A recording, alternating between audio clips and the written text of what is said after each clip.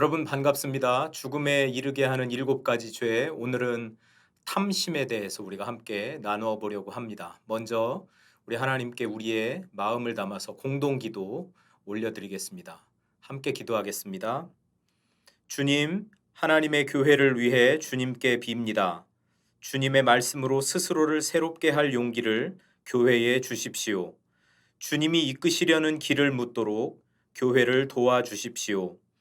오로지 주님과 함께 있을 때 우리가 안전합니다. 우리가 하나님의 교회를 신뢰하게 해 주십시오.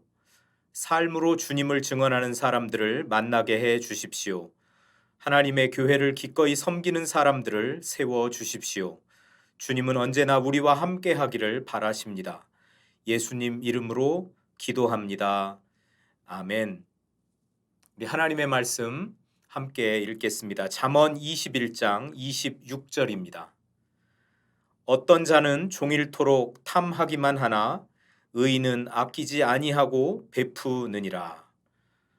네, 오늘 저희가 탐욕에 대해서 이렇게 함께 나눠보겠습니다. 이 탐욕이라는 말은 인색함이라는 말하고 이렇게 짝을 이루어서 함께 등장을 합니다. 오늘 본문 잠언 21장 26절에도 보면 탐하는 자와 또 관대하게 베풀어주는 의인을 대비하고 있습니다. 창세기 13장의 말씀을 떠올려 보면 오늘 본문 말씀이 좀 이해가 되리라고 생각합니다. 창세기 13장에 보면 아브라함과 롯이 나오죠. 아브라함 가족들과 롯 가족이 함께 생활하다 보니까 그 살아가는 공간이 너무 좁고 그 안에서 다툼이 일어나고, 특별히 양을 치고 또 소를 치고 이 가축을 치는 목자들 사이에서 다툼이 일어날 때 이 문제를 해결하기 위해서 아브라함과 롯이 취했던 그런 방식을 우리가 한번 살펴볼 수가 있습니다. 롯은 자신이 갈망했던 땅을 먼저 선택해서 떠나갑니다. 아브라함은 롯의 선택을 기꺼이 받아들이고, 그리고 하나님이 주시는 땅, 믿음을 가지고 그 땅을 향해서 나아가게 되는 것을 우리가 보게 됩니다. 자신이 갈망하는 땅을 선택했던 롯에게 닥친 그 위험을 우리는 또 성경을 통해서 볼 수 있었고, 하나님이 원하시는 믿음의 길을 갔던 아브라함이 받았던 복을 우리가 하나님의 말씀을 통해서 배울 수 있었습니다. 어떤 자는 종일토록 탐하기만 하나 의인은 아끼지 아니하고 베푸느니라. 이처럼 무엇인가를 가지려는 그런 과도한 욕망을 탐욕이라고 이렇게 부릅니다. 또한 남의 것을 더 가지려는 지나친 욕망을 가리켜서 역시 탐욕이라고 이야기를 하지요. 또 지나치게 많은 욕심, 부당하게 탐하는 욕망을 가리키는 말이 탐욕입니다. 이 탐욕은 따라서 욕심, 또 인색함, 탐냄, 갈망함이라는 이런 단어들과 아주 밀접한 관계를 가지고 있는 우리 인간의 죄를 드러내는 말이 바로 탐욕이라는 것이죠. 우리 크리스마스가 되면 그 스크루지 영감에 대한 성극을 우리가 이렇게 많이 보고 또 은혜를 받곤 하죠. 크리스마스 그 저녁에 있는 탐욕의 화신이라고 하는 그 스크루지 영감, 나중에 이 사람이 깨닫고 베푸는 삶까지 나아가는 그런 성극을 보면서 우리가 많은 은혜를 이렇게 받곤 했었는데, 이처럼 탐욕이라는 이 죄는 인색함하고 아주 밀접하게 연결이 되어 있는 거죠. 구두쇠, 탐욕이 있는데 베풀기를 잘한다. 이거는 맞지 않는 말이겠죠. 탐욕이 있는데 전혀 인색하지 않다. 이것도 맞지 않는 말이 되는 겁니다. 그러니까 탐욕이 있는 곳에는 인색함이라는 이 특성도 함께 동반이 된다라는 사실을 우리가 기억해 보면 좋겠습니다. 먼 이야기가 아닙니다. 우리의 삶과 아주 밀접하게 관련되어 있는 그런 개념들인 것이고, 이런 것이 우리의 삶을 망가뜨리고 우리의 삶을 더럽게 하고 거룩한 삶을 추구하는 이 하나님의 길에서 우리를 멀어지게 함으로 인해서 결국은 영적으로 우리를 멸망으로 이끄는 것이다 라는 것이죠. 오늘 이 탐욕에 대한 이야기를 우리가 함께 나누어 보면서 우리 자신을 깊이 들여다보고 그 안에서 우리의 이 부족한 부분들을 하나씩 하나씩 고쳐나가는 은혜가 이 세미나를 함께하는 우리 모두에게 함께하기를 축복합니다. 자, 탐욕이 무엇과 같은가? 여러분, 7극이라는 책에 어산오력이 쓴 이 한시 한 편을 우리가 함께 읽어보면서 그 탐욕스러운 사람의 이미지가 어떠한지를 한번 같이 그려봤으면 좋겠습니다. 우리 시를 한번 같이 읽어볼까요? 탐욕이라는 죄악은 무엇과 같나? 바보 같은 원숭이가 움켜쥐임 같지. 돈 꺼낼 땐 눈썹 먼저 찌푸려지고 받을 때는 낯빛에 고움 다투네. 한평생 1000번 넘게 헤아려 봐도 죽을 때는 그저 텅 빈 두 손뿐이지. 어이해 부지런히 자신을 이겨 은혜로 인색함을 깸만 하리요. 오늘 이 한 시에 보면 탐욕스러운 사람의 모습을 무언가를 꽉 움켜쥔 그 원숭이로 이렇게 비유를 하고 있습니다. 잠깐 이 움켜쥐는 이 습성을 가진 그 원숭이에 대한 이야기를 한번 나눠보려고 합니다. 인도네시아의 한 섬에서는 아주 독특한 방식으로 원숭이를 사로잡는다고 합니다. 이 섬에는 단단한 박이 잘 자라는데 이 박이 자랄 때 그 한쪽 부분은 단단하게 그 거기를 끈으로 묶어 놔서 성장을 멈추게 하고 또 반대편은 아주 계속 성장하게 내두어서 나중에 호리병처럼 그 박을 만든다고 합니다. 그러니까 목이 좁고 허리가 잘록한 호리병처럼 이 박을 만들고 이 박이 다 자라면 그 속을 파내어 그 속에다가 쌀을 반쯤 채워서 나무에 꽁꽁 묶어 놓으면 쌀을 좋아하는 원숭이들이 쌀 냄새를 맡고 모여들어서 이 박 속으로 손을 넣어서 쌀을 움켜 잡는다고 그러죠.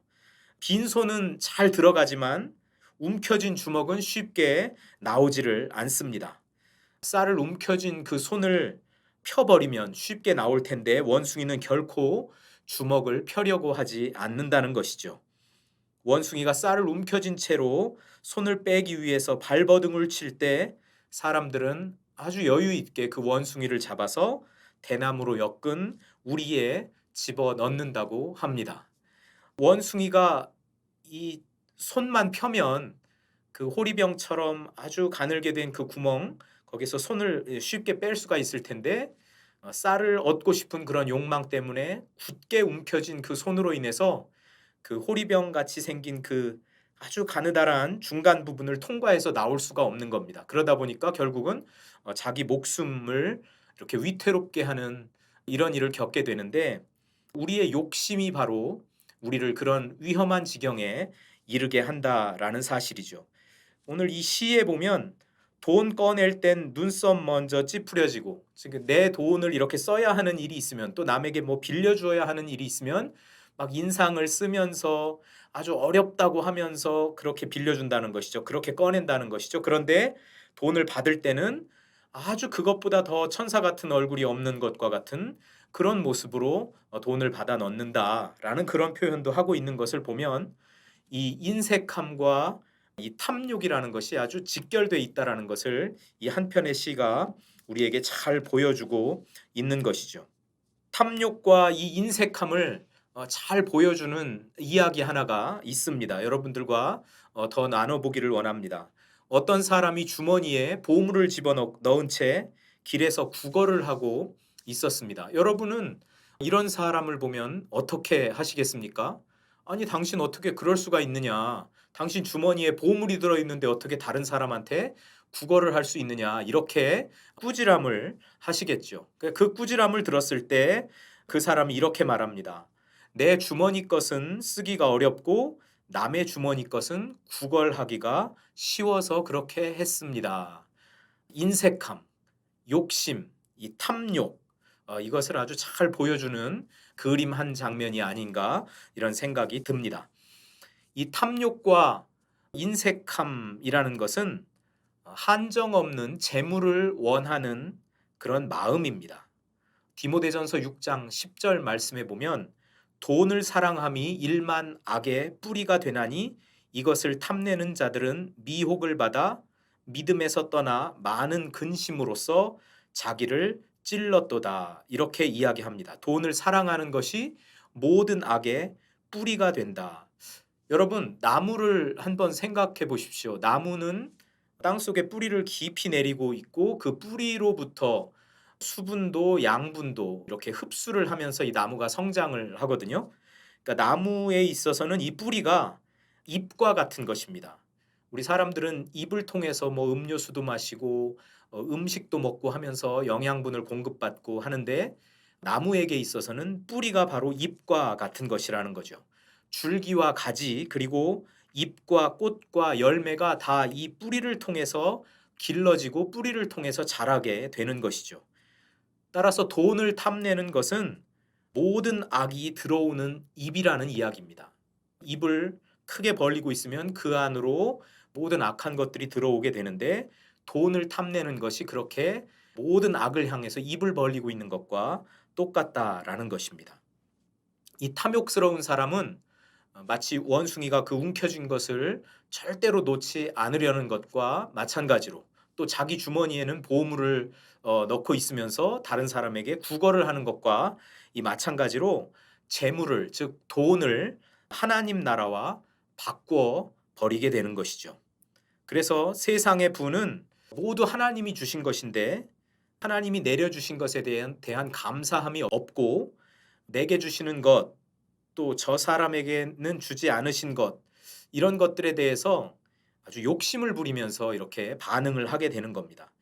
우리가 하나님의 은혜를 받고 살아가는 사람들은 잘 압니다. 하나님이 내게 주신 것은 또 저 사람에게는 주지 않으셨구나. 또 저 사람에게 주신 것은 내게는 주지 않으셨구나. 이렇게 하면서 내게 주신 것에 대하여 하나님께 감사하고 또 내게 주신 것을 가지고 다른 사람에게 베풀고 이렇게 하나님의 은혜를 나누고 그러면서 은혜 베풀어 주신 하나님께 은혜를 보답하는 은혜를 갚는 그런 삶을 살게 되는데 욕심이 많은 사람, 탐욕스러운 사람은 절대 그렇게 하지 않는다는 것이죠.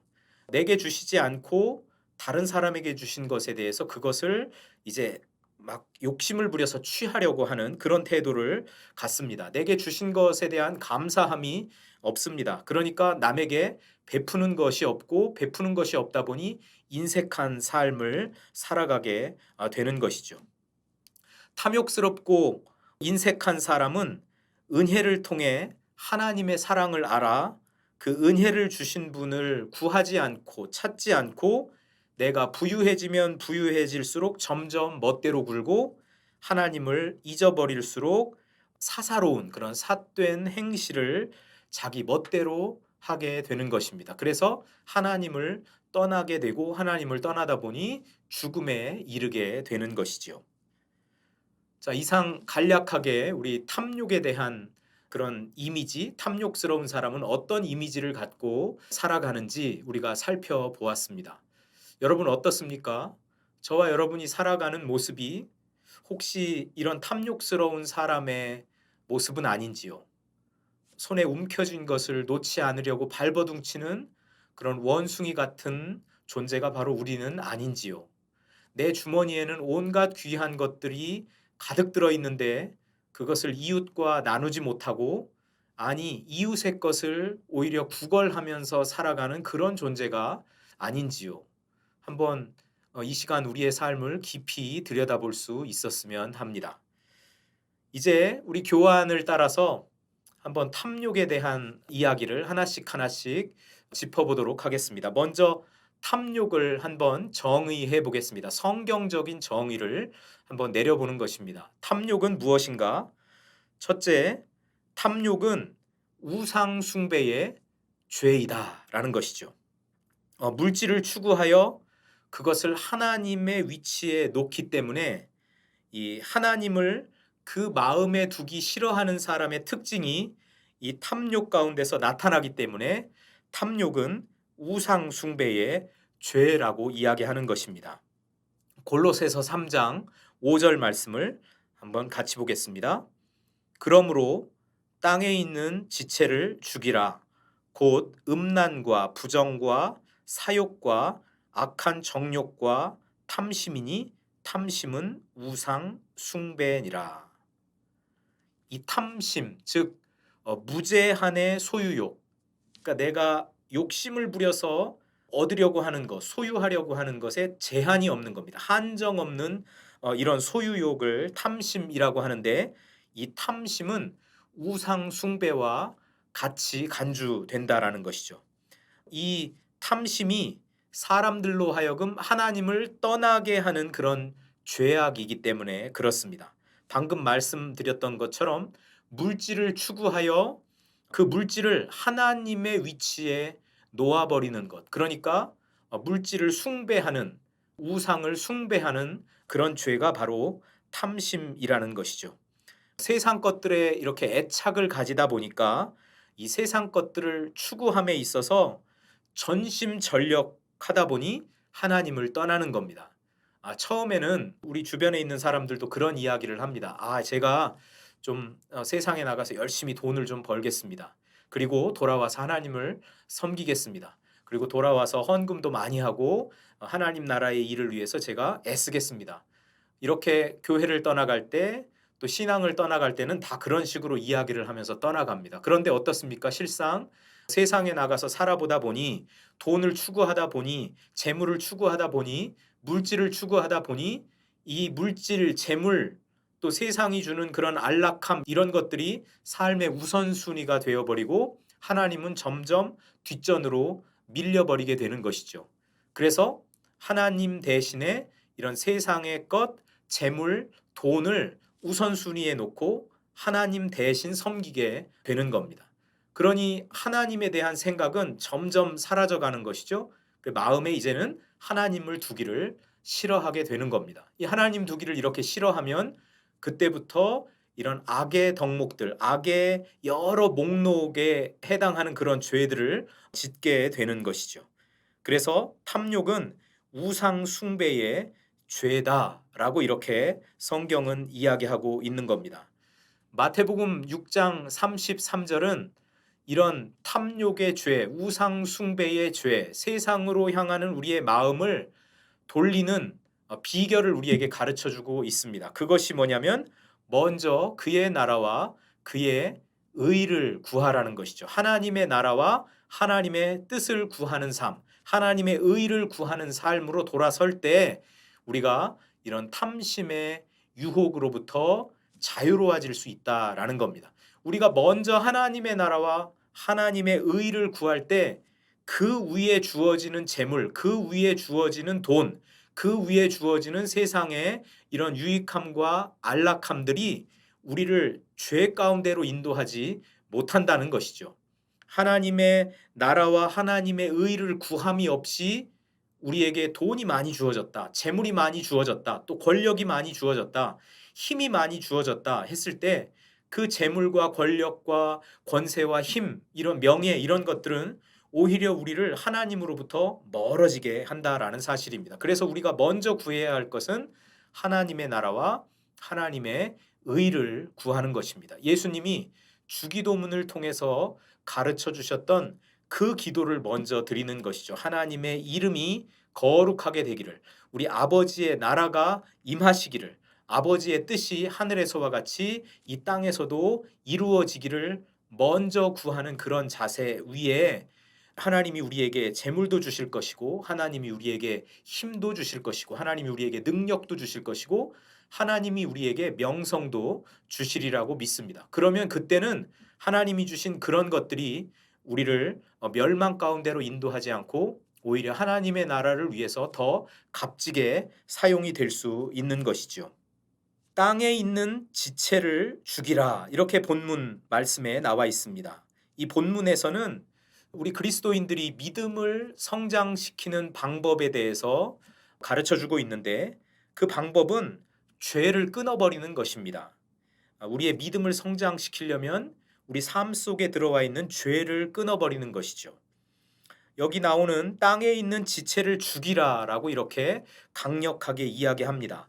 불의의 병기로 사용되고 있는 이 지체들, 즉 하나님보다 이 땅의 것을 더 사랑하는 이 육신을 제어하고 극복하라는 명령으로 이 말씀을 받아들이시면 좋겠습니다. 또한 우리의 부패한 성품의 여러 가지 그런 작용들을 아주 죽은 것처럼 영원히 정지시켜라 라는 그런 명령입니다. 이 땅에 있는 지체들이 이 하나님을 떠나게 만드는 그런 죄악들을 대표하고 있는 것이죠. 거기에 내용을 보면 크게 두 가지입니다. 음행과 탐심입니다.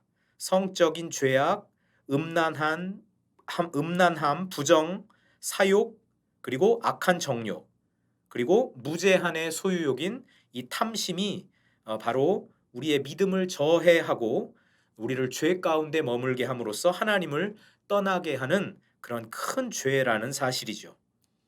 오늘 본문 말씀을 통해서 우리가 보게 되는 것은 우리 정신 개조를 해야 되겠는데, 인간 개조를 해야 되겠는데, 예수님이 말씀하신 것처럼 회개하라 하나님의 나라가 가까이 왔느니라 할 때 그 회개를 해야 되겠는데, 이 회개라는 것이 피상적인 것이 아니라는 것이죠.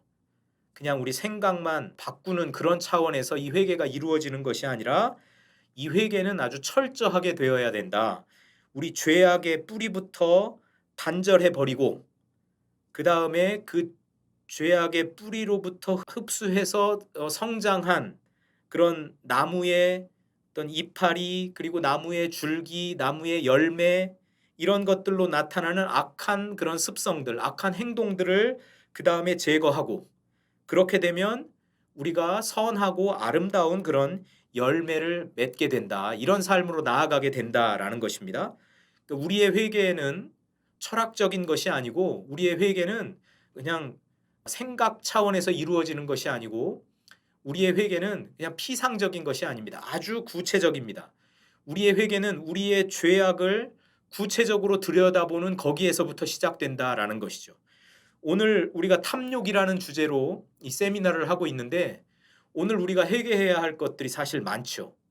내 탐욕, 욕심을 부리고 있는 내 마음을 깊이 들여다보면 거기에서 회개할 거리가 생기게 되는 겁니다.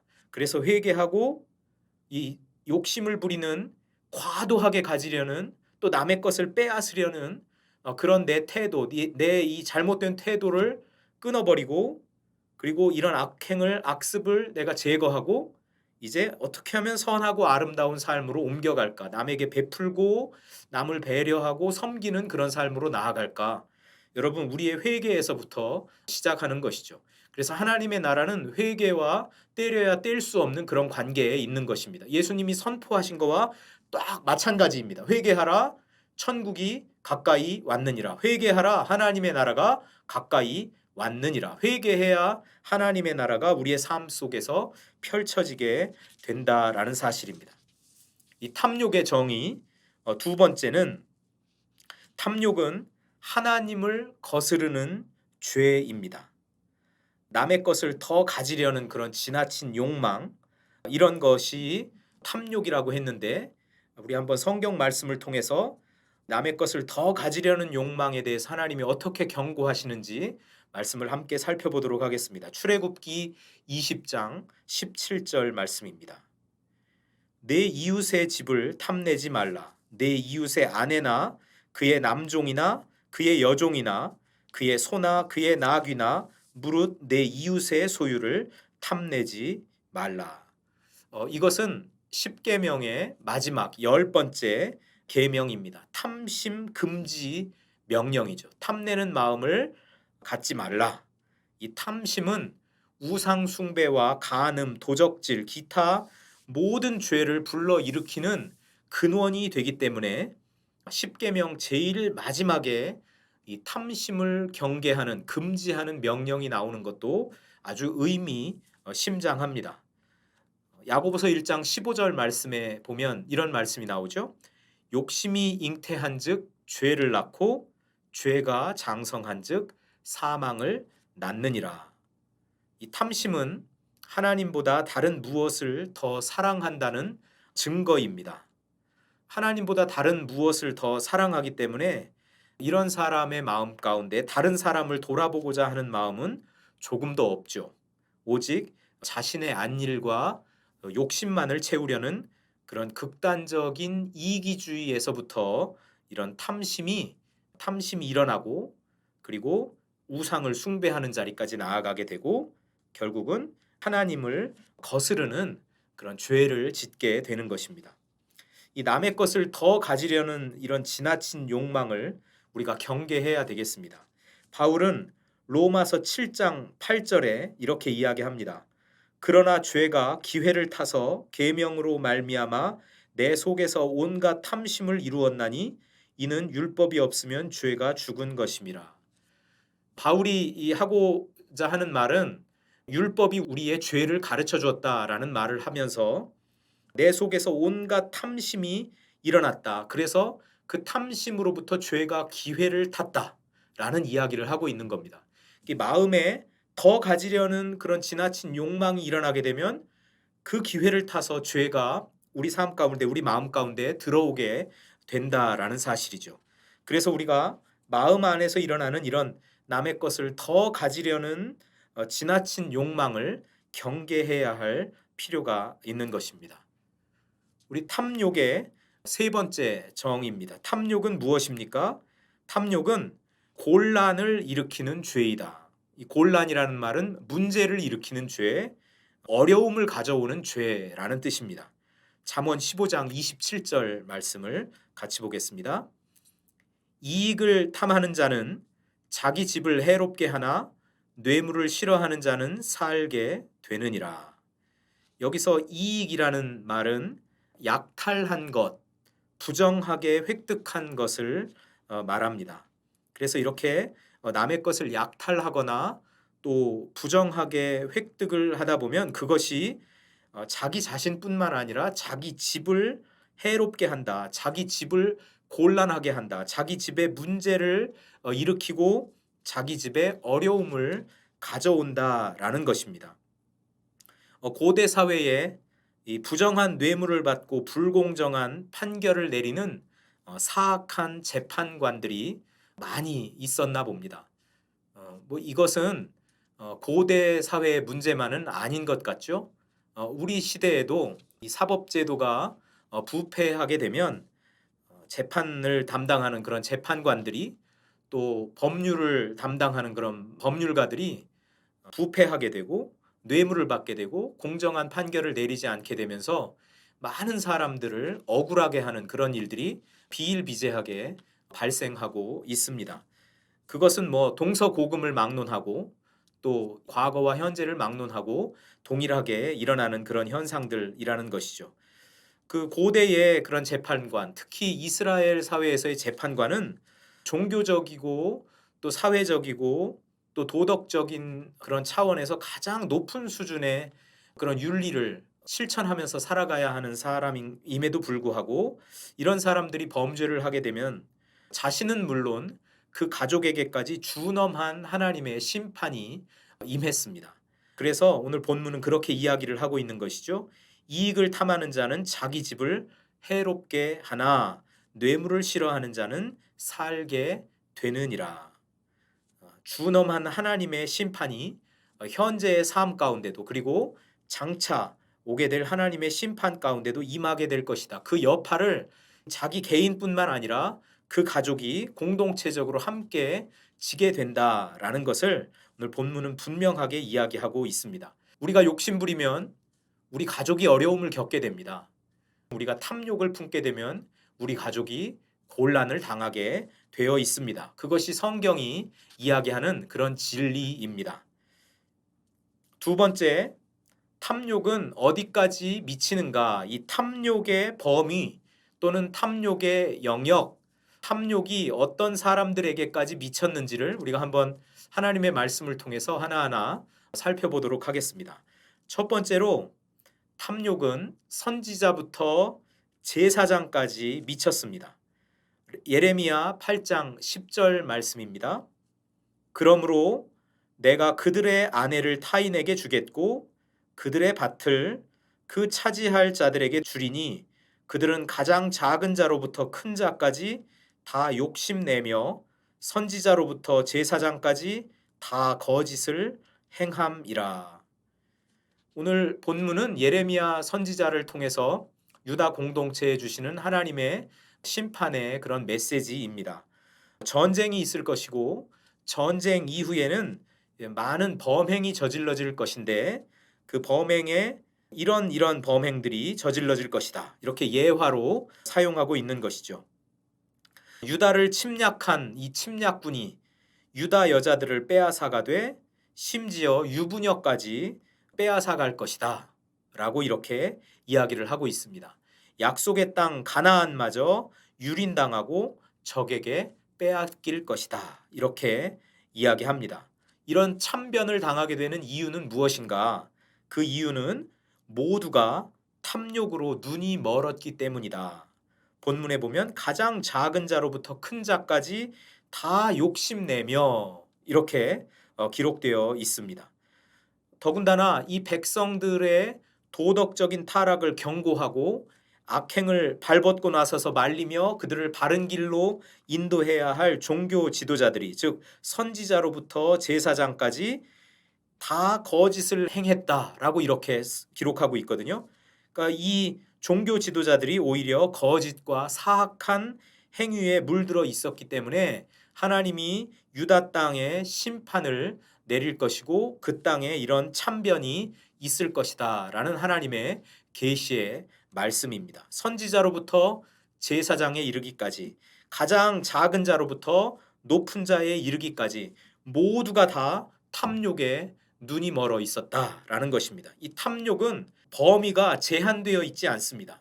가장 작은 자에서부터 가장 큰 자에 이르기까지, 선지자에서부터 제사장까지. 여러분, 우리가 생각할 때 종교 지도자 그러면 기본적으로 존경하는 마음을 가지고 있지 않습니까? 종교 지도자들은 그들의 살아가는 삶이 참 바를 거야. 생각하는 것과 판단하는 것과 행동하는 것과 말하는 것이 우리와는 다르겠지. 하나님의 뜻을 늘 구하면서 사는 사람들이니까 그들은 아주 높은 수준의 그런 도덕성을 갖고 살아갈 거야. 이 사람들이 그렇게 생각하고 있습니다. 그 종교 안에 있는 사람뿐만 아니라 그냥 세상에 있는 일반 사람들도 종교인을 바라볼 때, 종교 지도자들을 바라볼 때 그런 기준으로 바라본다는 것이죠. 그런데 우리의 실상은 어떻습니까? 우리의 실상이 제가 볼 때는 지금 유다 공동체의 실상과 그렇게 다르지 않은 것 같습니다.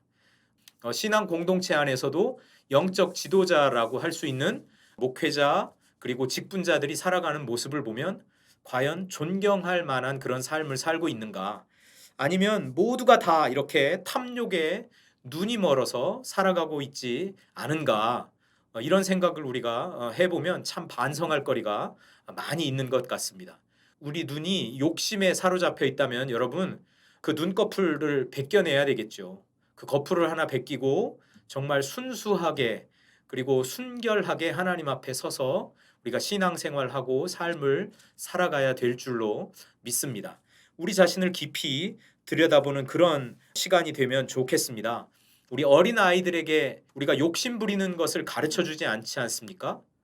어린 아이들에게 누가 욕심 부리는 것을 가르쳐 줍니까? 너 아니야, 너 2개 가져, 너 5개 가져.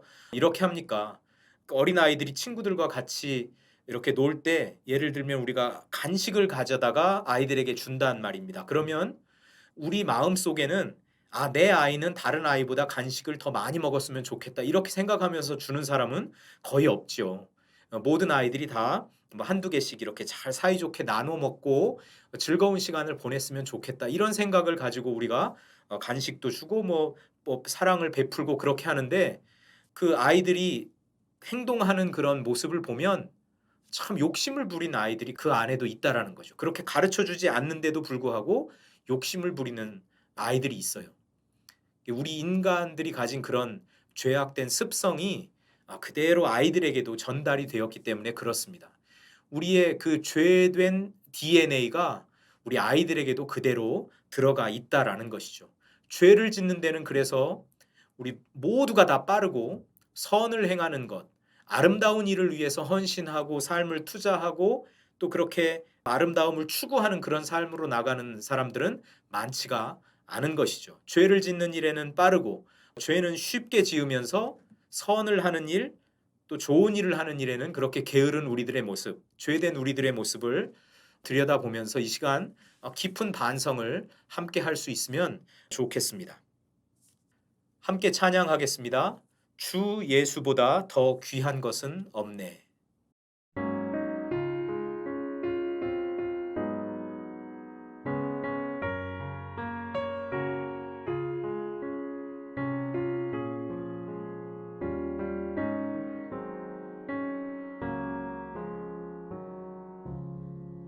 주 예수보다 더 귀한 것은 없네. 이 세상 부귀와 바꿀 수 없네.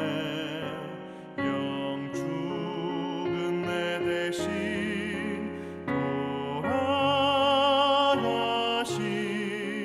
그 놀라운 사랑 잊지 못해. 세상 즐거움 다 버리고 세상 자랑 나 버렸네.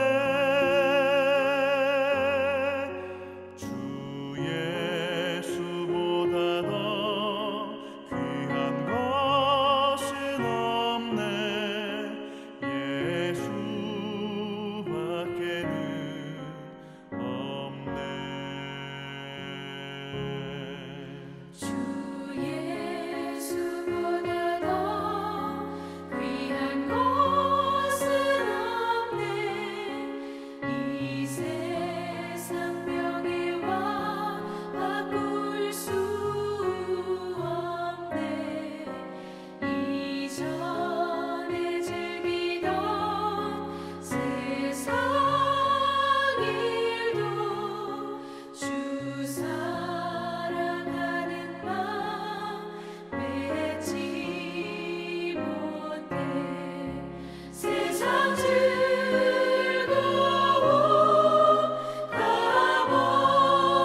버리고 세상 자랑 다 버렸네. 주 예수보다 더 귀한 것은 없네. 예수밖에는 없네.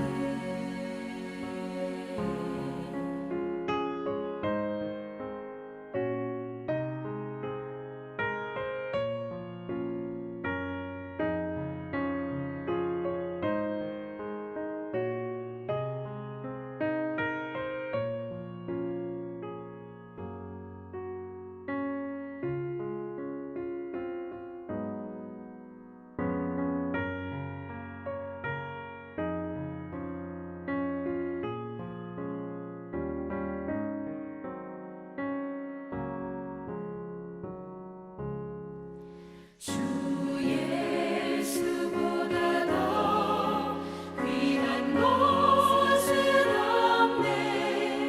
이 세상 행복과 바꿀 수 없네. 유혹과 핍박이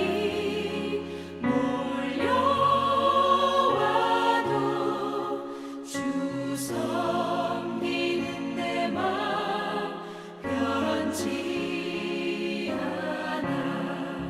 세상 즐거움 다 버리고 세상 자랑 다 버렸네. 주 예수보다 더 귀한 것은 없네. 예수밖에는 없네.